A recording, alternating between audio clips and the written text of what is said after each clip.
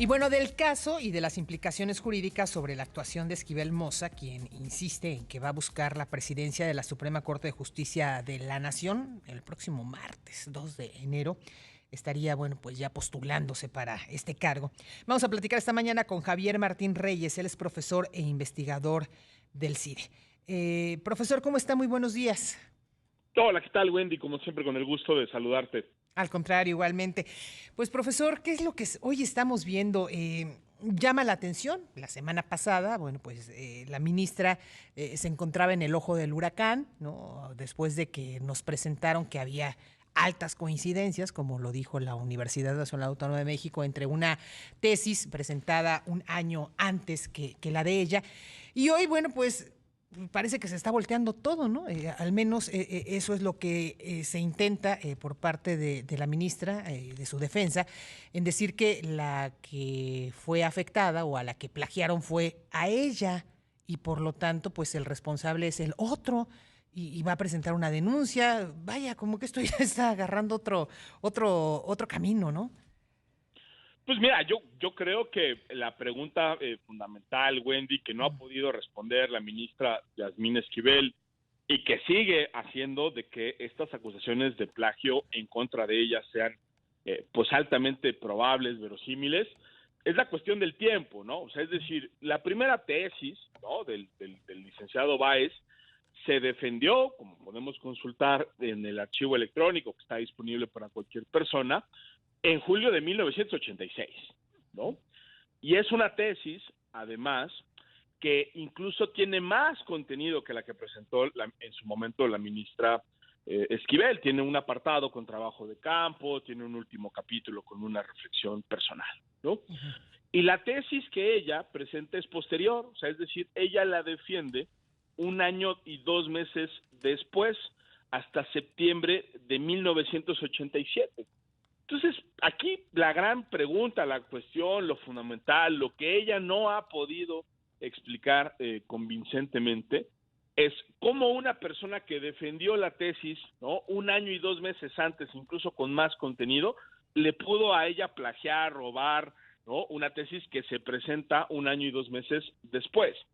Mientras ella no pueda explicar eso, pues entonces creo que se mantiene la hipótesis, que yo creo que está ampliamente compartida por quienes han revisado y hemos revisado estos trabajos, pues de que lo más probable es que la persona que fue copiada fue la primera, ¿no? Porque digamos ahora sí que el primero que la presenta, pues tiene la presunción de que es el autor, o el autor en este caso de la tesis, y que eventualmente después vino lo del plagio, ¿no? Creo que esto además, o esta tesis, se robustece, se vuelve como todavía más firme, pues con la muy errática manera en la que la ministra ha contestado, ¿no? O sea, es decir, en un primer momento, lo que hizo la ministra Yasmín Esquivel, en pues un manejo yo creo que bastante poco adecuado de la situación, fue empezar a divulgar un montón de documentos pues, que no tienen nada que ver con el asunto, ¿no? Divulgó ahí una carta de su director de la tesis de doctorado, cuando, bueno, pues la tesis de doctorado la hice en otra institución, en otro momento, no tiene nada que ver con que si plagió o no plagió su tesis de licenciatura. Presentó cartas de gente que estuvo en el examen oral diciendo que había sido muy buen examen oral, y por supuesto, pues ella pudo haber hecho, ¿no? Un muy buen examen oral, y eso no quita la posibilidad de que haya plagiado el trabajo escrito, ¿no? Ujú. Y lo que también es muy curioso, Wendy, es que si la tesis, ¿no? de la ministra Esquivel llegara a ser cierta y ella fue la plagiada y a ella le copiaron, pues es evidente que aquí hay una complicidad de la directora, ¿no? Porque es una directora que dirige dos trabajos prácticamente idénticos, con el mismo título, con el mismo contenido, en un periodo brevísimo de tiempo. Y la primera y principal defensa que presentó la ministra Esquivel fue una carta de la directora de tesis, que si fuera cierta la hipótesis que ella está manejando, pues también habría sido cómplice de ese robo, ¿no? Marta Rodríguez, no estamos hablando de ella. Oiga, profesor, permítame que me regrese un poquito, de que decía que, bueno, la ministra ahora dice que a la que plagiaron fue ella, pero a lo mejor no podría concordar el tema de los años. Sin embargo, ayer en una carta llamaba la atención en donde decía que ella fue a la que plagiaron esta tesis, que empezó a escribir su tesis en el 85, que en el 85 ella ya tenía un proyecto de tesis. Como usted bien dice, esta persona, la que aparentemente fue plagiada, presentó su tesis en el 86 y la ministra en el 87. Es decir, la ministra desde 2 años antes de titularse y de presentar su tesis, pues ya la tenía hecha. Entonces ahí también no sé si ese sea un argumento válido, que de alguna u otra manera pues en su momento pueda demostrar de que sí, realmente hubo irregularidades, alguien le robó la tesis desde el 85 y a lo mejor ese alguien pues fue esta Marta Rodríguez, ¿no? De la que estábamos hablando, la asesora de tesis. Estamos hablando con Javier Martín Reyes, él es investigador de tiempo completo en el Instituto de Investigaciones Jurídicas de la UNAM y profesor del CIDE sobre el tema del plagio o no plagio de la tesis de la ministra Yasmín Esquivel. Y profesor, bueno, decíamos, 85, según ayer menciona la ministra, ya tenía su tesis encaminada, no terminada, pero sí encaminada. 86 la presenta este hombre, bajo la asesoría de Marta Rodríguez, que quien, un año después, en el 87, también asesora a la ministra Yasmín Esquivel. Entonces, a lo mejor sí, ahí lo determinarán las autoridades. La ministra Yasmín fue a la que plagiaron, pero entonces en este caso hay una responsable y una responsable tendría el nombre de Marta Rodríguez. Sí, a ver, pero yo te diría, Wendy, creo que honestamente, los tiempos están complicados. Porque ella lo que ha dicho, como tú mencionas, es que empezó a redactar la tesis en el 85, ¿no? Y habría que considerar, o sea, si la hipótesis de la ministra es cierta, que entonces en algún momento, ¿no? Entre el 85 y el 86, ¿no? La ministra, por alguna razón, presentó la versión final de su trabajo. Aquí hay que pensar que los dos trabajos son idénticos, vaya, hasta los mismos errores de ortografía y de puntuación tienen, ¿no? Sí. Entonces, que lo acabó en algún momento, que además ella no ha especificado, y creo que esa ambigüedad es deliberada, probablemente porque no puede explicar los tiempos, que a la otra persona le dio tiempo no solo de tener acceso a la versión completa, ¿no? De la tesis de la ministra, sino que le dio tiempo de hacer el trabajo de campo, de hacer las entrevistas, de incorporarlas, de redactarlas, de incluir incluso un capítulo final, porque no da cuenta, la tesis de Báez es todavía más completa, ¿no? Que la de la ministra Esquivel, que pudo hacer todos los trámites administrativos en la universidad, que contó con el voto aprobatorio de las 5 personas que revisaron su trabajo y que la defiende en julio del 86, ¿no? Entonces, todas esas temporalidades no han sido aclaradas por la ministra. Ya nada más dice, pues yo empecé a revisarla en el 85. Bueno, ¿cuánto se tardó? ¿Cuándo le entregó? ¿Cuándo dio la versión final? Creo que aquí son fechas absolutamente claves. Y segundo, sería importante también pensar por qué entonces esa tesis de la ministra Esquivel se quedó guardada 2 años, 1 año, año y medio, o lo que sea, guardada en un cajón y la ministra simple y sencillamente no la defendió, sino hasta septiembre del 87, ¿no? O sea, esas serían las fechas que se tendrían, ¿no? Que probar y demostrar, pues para empezarle a creer a la ministra. Y eso no quita, lo segundo, porque digamos, aquí hay una certeza y es, o dos yo te diría, ¿no? La primera es que de que hay plagio, ¿no? Alguien lo hizo. Parece indicar, exactamente, ¿no? Son 2 trabajos prácticamente idénticos, por razones lógicas, 2 personas no pudieron pensar exactamente lo mismo y del mismo tema, ¿no?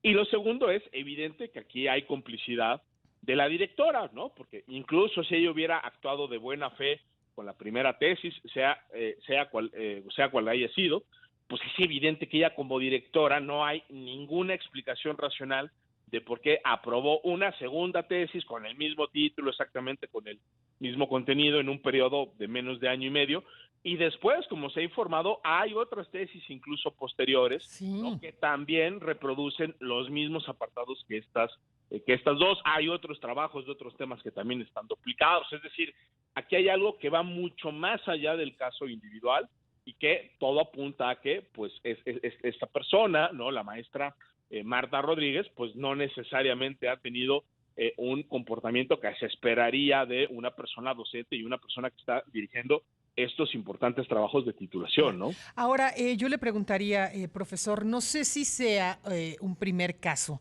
que hoy estamos conociendo o hay muchos casos iguales, pero por quien estamos hablando, una ministra de la Suprema Corte que aspira a ser quien conduzca el máximo tribunal del país, esté siendo tan mediático.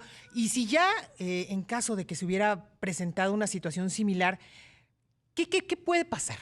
¿Qué le podría suceder a quién, haya sido Báez, haya sido la ministra, hayan sido los otros dos que se hayan encontrado, a quien se encuentre culpable de este plagio? Y en caso de lo que le suceda, que posiblemente sea el retiro el grado académico, ¿qué pasaría con todas las acciones que como abogados firmaron, que como abogados hicieron? Sentencias, vaya, todo lo que tiene que ver con el mundo de la abogacía. Sí, a ver, yo te diría, creo que esto corre como por tres cuerdas separadas, ¿no? Uh-huh. Hay una primera dimensión que es estrictamente académica.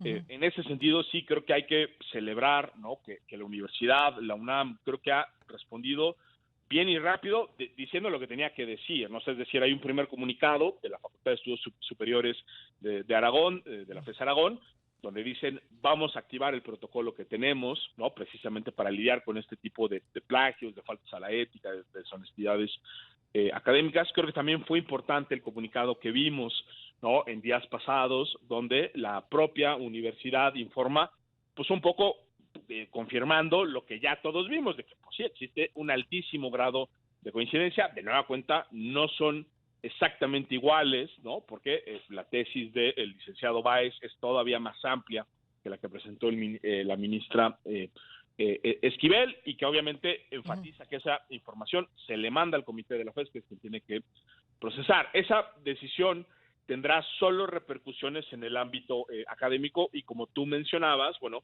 lo que podría generar, digamos, en el caso más extremo es evidentemente pues que se le retire el título, pero eso corre, digamos, por la cuerda académica, ¿no? Hay una segunda que yo te diría que es pues la de la ética y de la responsabilidad pública, ¿no? No hay como tal en la Constitución pues un procedimiento para remover a una ministra o a un ministro que haya plagiado su tesis y en consecuencia se quede sin cumplir con los requisitos. Es decir, digamos, esta es una situación tan extraordinaria, tan atípica, que, hombre, sería raro que la Constitución, incluso con una tan regulada como la que tenemos, contemplara algo así. Pero hay un dato indiscutible, y es que para ser ministra o ministro de la Corte se necesita el título profesional de la licenciatura en Derecho, y en un escenario extremo, pues la ministra Esquivel dejaría de cumplir los requisitos para acceder al cargo. Eso sería digamos, muy problemático, muy costoso para la imagen, para la integridad de la Suprema Corte de Justicia de la Nación, y creo que ahí se abre un interrogante si en un escenario así una persona puede sostenerse en un cargo de la importancia que tiene la Suprema Corte de Justicia de la Nación. Y está una tercera dimensión que tú mencionas, que tiene que ver, digamos, con un cuestionamiento más jurídico. Caray, aquí tenemos una persona que accedió indebidamente o fraudulentamente al cargo, los cumplió mediante un fraude académico. Evidentemente, en el caso de que se corrobore la hipótesis, ¿qué le pasa a la validez pues de las decisiones que haya tomado? Hay que recordar, en primer lugar, que la Corte funciona siempre o prácticamente en todos los casos de manera colegiada, ya sea en el pleno donde están los 11 integrantes o en las salas donde hay 5 ministras o ministros. Entonces, ahí hay una primera dimensión. O sea, digamos, ella no decidía de manera individual.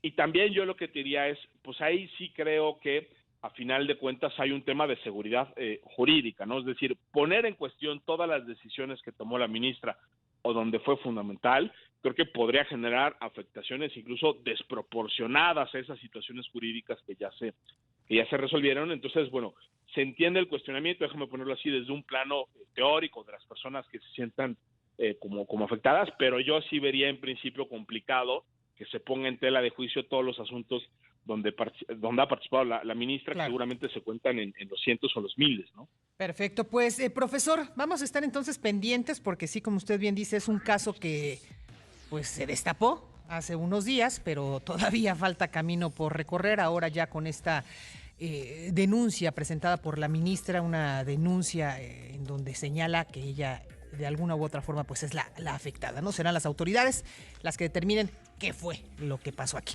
Muchas gracias, profesor, que tenga excelente día.